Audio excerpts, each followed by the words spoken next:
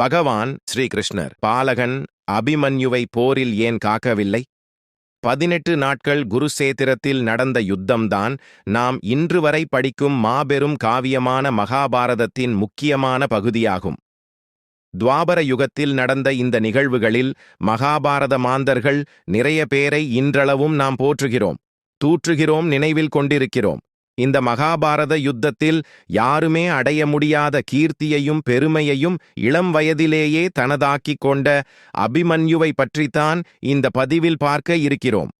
அனைத்து உலகங்களையும் இரட்சித்து காக்கும் அநாத இரட்சகன் ஆபத் பாந்தவன் ஏன் அபிமன்யுவை காக்கவில்லை என்பது நம் மனதை குடையும் ஒரு கேள்வியாகும். மகாபாரத போரின் சூத்திரதாரியாக நின்று ஆக்கல், காத்தல், அழித்தல் என அத்தனையும் திறம்பட செய்த மாதவனால் ஒரு பாலகனை இரட்சிக்க முடியாதா? கையில் எந்த ஆயுதத்தையும் ஏந்தாமல் மகா பாவிகளையும் மாபாதகம் செய்தவர்களையும் வதைத்த வாசுதேவனால் தன் குல தோன்றலை காப்பாற்ற முடியாதா? அதுவும் அவன் எதிரியின் தரப்பில் கூட இல்லை. ஸ்ரீ கிருஷ்ணரின் அருமை சகோதரி சுபத்திரையின் மணி வயிற்றில் உதித்த மாவீரன் அவன். அவனை அந்த போர்க்களத்தில் கடந்து போக, காற்றோடு கலந்து போக ஏன் அனுமதித்தான் அந்த கோவிந்தன்? காரணம் இன்றி காரியம் இல்லை. கண்ணனின் ஒவ்வொரு அசைவிற்கும் ஒரு அர்த்தம் இருக்கும். அபிமன்யு இந்த உலகை விட்டு மறைந்ததன் பின் உறைந்திருக்கும் காரணத்தை அறிவோம் வாருங்கள். துவாபுர யுகத்தின் தொடக்கத்தில் மேலோகத்தில் வாழும் தேவர்களும் பாதாள லோகத்தில் வாழும் அசுரர்களும் கிட்டத்தட்ட சமபலம் பெற்று விளங்கினர். அடிக்கடி அவர்களுக்குள் சண்டை நடந்து கொண்டே இருந்தது. இதில் தேவர்கள் தரப்பில் சில நேரங்களில் தேவர்களின் சேனாபதி முருகனும் அன்னை ஆதிபராசக்தியும் ஈடுபடவே அசுரர் குலம் ஒடுங்க ஆரம்பித்தது. இது நீடித்தால் அசுரர் குலம் அழிந்து போகும் என்ற நிலை ஏற்பட்டது. அதனால் மீதியிருந்த அசுரர்கள் அனைவரும் போர்க்களத்தில் இருந்து மாயமாய் மறைந்தனர். பாதாள லோகம் திரும்பிய அவர்கள் ஒன்று கூடி ஒரு திட்டம் தீட்டினர். அதாவது தேவர்களைத்தான் நம்மால் அடக்கியாள முடியவில்லை, ஆனால் தேவர்களின் படைப்பில் உருவான மனிதர்களை நாம் அடக்கியாள வேண்டும்.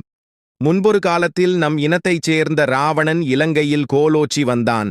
அதன்படி நாமும் பூலோகத்தில் மனித உருவில் பிறந்து அவர்களை ஆட்சி செய்வோம், அவர்களின் தர்ம சிந்தனைகளை ஒடுக்கி அதர்மத்தை வேரூன்ற செய்வோம் என்று முடிவு எடுத்தனர்.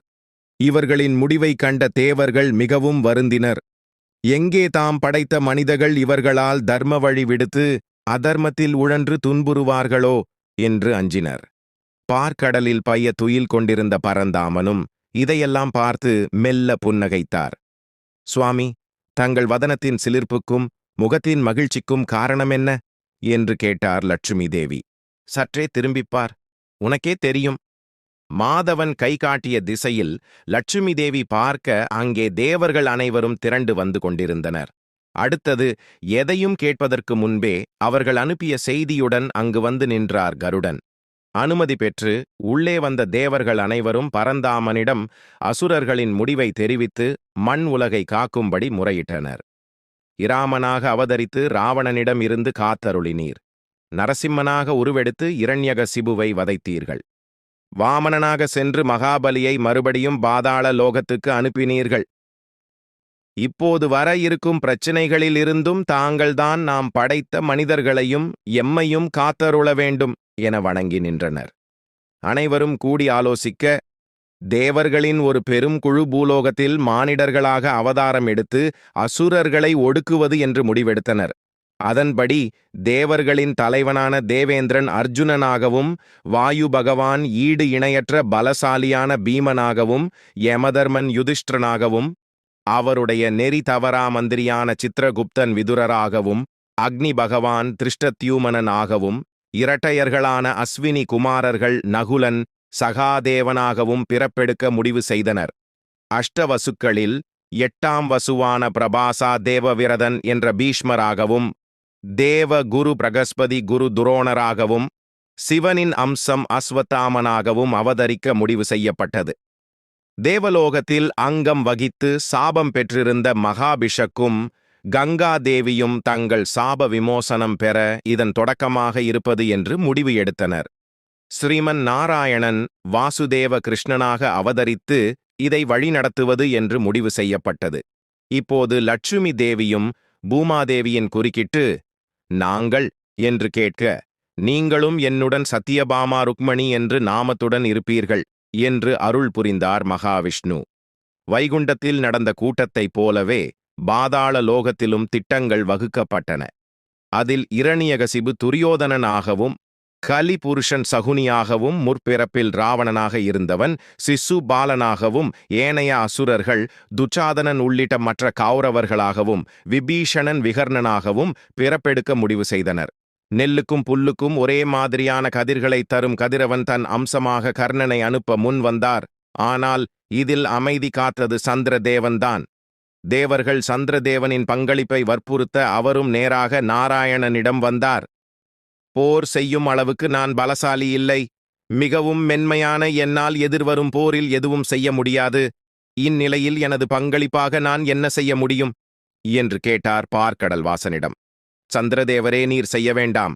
ஆனால் உன் மகனான வர்ச்சாஸ் வீராதி வீரன் அல்லவா? உங்கள் சார்பாக அவனை பூமிக்கு அனுப்புங்கள் என்றார் மாதவன். சந்திரதேவனுக்கோ தர்ம சங்கடமாகி போனது.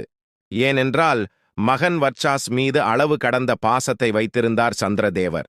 அத்தனை முன்னணி தேவர்களும் இதில் பங்கெடுத்து இருக்க தான் மட்டும் ஒதுங்குவது சரியல்ல என்பதை உணர்ந்த சந்திரதேவன் ஸ்ரீமன் நாராயணனிடம் 3 வரங்களை கேட்கிறார். சந்திரதேவனின் வேண்டுதலுக்கு மனமிறங்கிய மாதவனும் அவருடைய 3 வேண்டுதல்களையும் நிறைவேற்றுவதாக உறுதியளிக்கிறார்.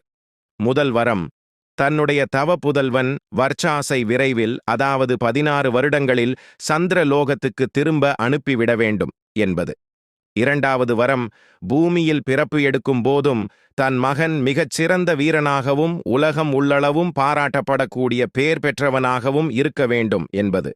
மூன்றாவது வரம், இந்த பெரும் யுத்தத்தின் முடிவில் புது ஆட்சி ஏற்படும் போது அதில் தன்னுடைய மகனின் வாரிசுதான் அரசாள வேண்டும் என்பது.